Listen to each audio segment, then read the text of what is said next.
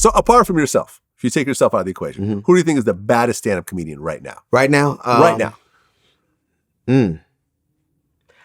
Because it depends. I would say people that I think that Chappelle is awesome. I think that I haven't seen Rock in a while, but I'm sure that when he comes out, I think Said is on fire. Cedric is on fire. I think Deon Cole is hilarious. I think it's so many people that I'm fans of, but George Lopez is hysterical. I think what qualifies it for me is if I know them and then happen to see them and they shock even me. Right. Like I'm a fan of yours. Yeah. I kind of know what all the moves are. Yeah. And then you shock even me. And and so I think that would be my criteria. But I think there are so many people who just are really, the art of stand-up is in great shape if these people are doing what they're doing right now. Yeah, I mean, I feel the same way about TK. Like I've done a million interviews with TK, but when I see him live, it's like, whoo, this is a whole different ball game. You know, the crowd control and everything. Monster. He's a monster. He's a monster. He's a monster. He controls but he has no problem letting you know he's a monster. Well, you know, I don't even know if you can love TK anymore because he has so much room to love himself. But he is a monster. You're right. Yeah. Yeah, you know, and Cat Williams actually said, I believe it was one of our interviews, where he actually said that Dave Chappelle and Chris Rock are funnier than him. Okay. Because I've never been the funniest person on the planet at any point. So now it doesn't matter if people have a different opinion, and it doesn't matter if my fans think differently. They're biased. They should think differently. But now Dave Chappelle has always been funnier than me. And Chris Rock has always been funnier than me. I've always been aware of who was funnier than me. Yeah. Takes a lot of, you gotta be pretty humble to say that. The funniest men I've ever, I just don't know anybody. I've seen them and went, I don't know where that comes from. Like, I don't know where that comes from. But who are the funniest? Okay, the funniest people I've been around.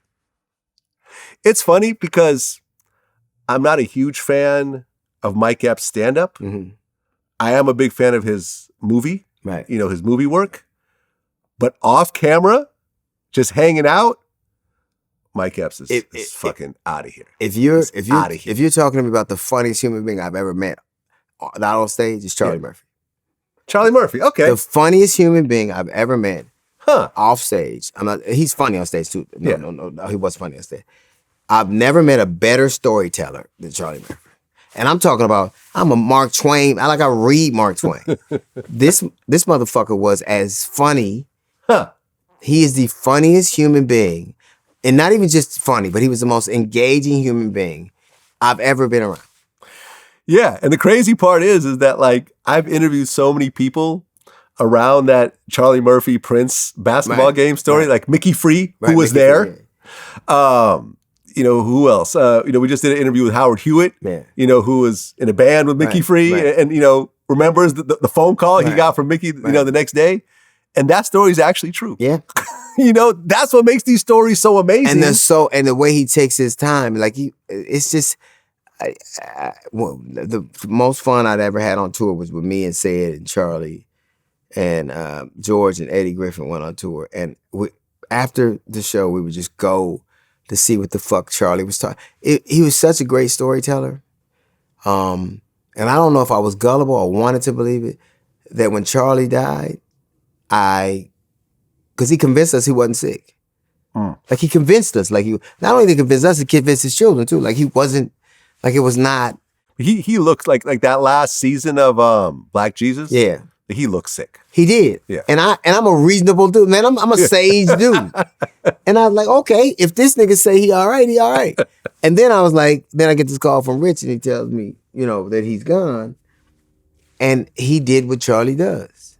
Charlie he let me know what he wanted me to know, believe what he wanted me to believe. And I did it. And I think he did it to everybody. And I think a lot of people were shocked. So when I look back and see the thing, and he obviously looked like he was not doing well.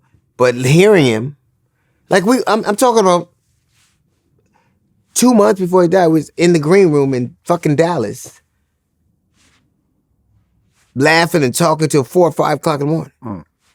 So No, Charlie's dope, man. Listen, I got to interview him one time and we hung out a little bit, and then he invited me to a stand-up, you know what I mean? I think at Caroline's or something, and it was a moment. Like, I was glad to actually experience that with him. He's the funniest storyteller. I mean, honestly, you could honestly say, like seriously, like if you take one step back, I don't think the Chappelle show would have made nearly the impact if it wasn't for Charlie Murphy. Of course. I think Charlie really made the Chappelle show. Take Rick James and the Rick James story and the Prince story out of the Chappelle show, and you do not have the same level. So he's the Scottie Pippen of the Chappelle show. He's the Scottie Pippen.